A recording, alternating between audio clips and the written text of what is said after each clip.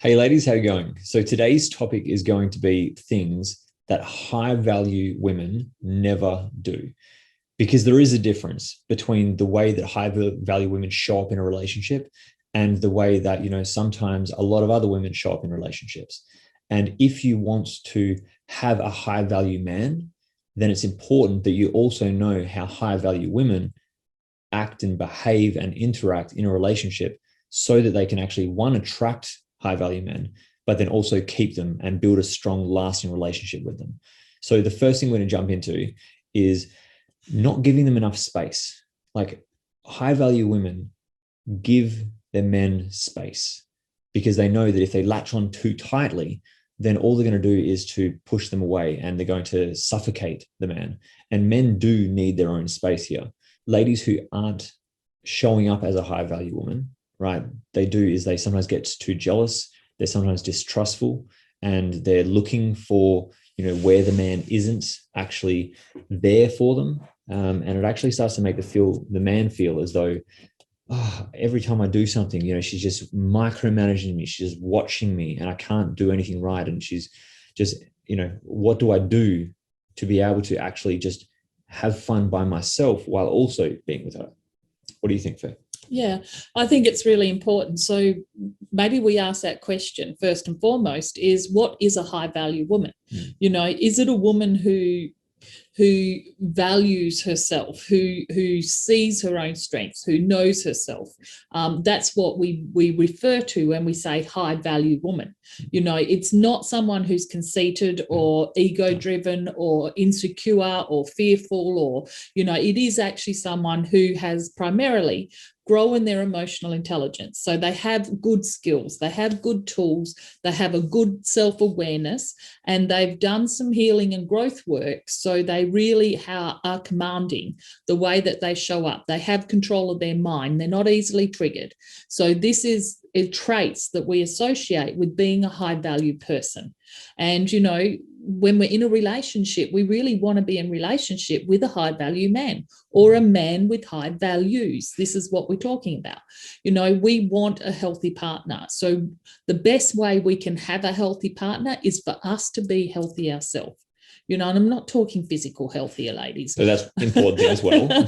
I'm talking emotionally healthy. And, mentally healthy. First and foremost, it's the most important thing, because high value women are easy to be with. They're easy to love. They're easy to be in partnership with. They're not reactive. They're not easily triggered. They're not overly emotional. They're not overly sensitive. They can control the way that they show up and regulate their life. So they're pretty smooth. They're pretty easy just to get along with. There's not huge ups, not huge downs. They're emotionally in control of themselves and the way that they react, the way that they behave. And so, it makes it much easier to be in a healthy relationship with. It's exactly what we want as our partner. We don't want the drama. We don't want everything to be a challenge. So that's what we're looking for. And if you can show up like that, you're going to find it much easier for people to be able to be in relationship with you. Not speaking up and pretending that everything is okay, and not talking about the big issues, talking about the things that frustrate you, that you resent, that annoy you. Anything that is not the way you want it to be in a relationship. If you just ignore it and you don't actually speak up and talk about it, then not only is it not helping you to improve your relationship, over time, it naturally builds frustration in yourself.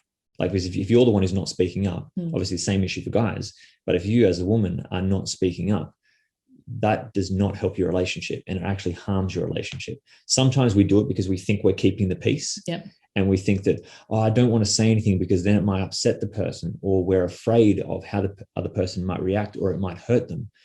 But if you can't effectively communicate the things that frustrate you, that annoy you, that you resent, if you can't do that with your partner in an effective way, then those things are going to cause resentment and they're going to tear your relationship apart slowly, but they will get worse and worse. And those things start to fester underneath the surface. And that's when you find yourself getting frustrated over little things, Yeah. right? And you're getting triggered by something which really, when you look at it in hindsight, like, that's ridiculous. Why am I getting so upset by it? It's because you weren't upset by that. You're upset by everything that happened before that, that you didn't actually verbalize, you didn't communicate effectively. It was all bottled up there inside of you. Whereas when you learn how to effectively release all that pressure and stuff, that is emotions that are inside of you, effectively in a healthy way, then the pressure doesn't build up.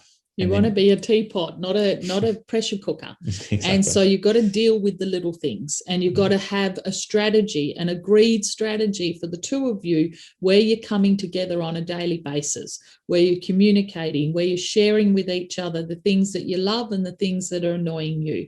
And then you are able to negotiate with each other, and you're going to be able to hear each other, and you're not being negative. You don't ever want a situation where you're walking on eggshells. It's not healthy. If you're having to be careful about everything you say, well, you need to be able to develop your relationship together, that you create space for each other, and that you have respect, and that you trust each other. And so very often, rather than just blaming the other person because they're shutting down or they're not hearing you, you need to change your languaging and your messaging so you are saying it in a way they can hear, that they're not feeling like they're attacked. They're not feeling like you're nagging at them all the time. So instead of just doing the same thing over and over and wishing that you got a different result, if what you're doing is not working, then upskill and learn another way of being an effective communicator. The third one is not putting him down or diminishing anything that he's done. So, we need to be respectful about partners.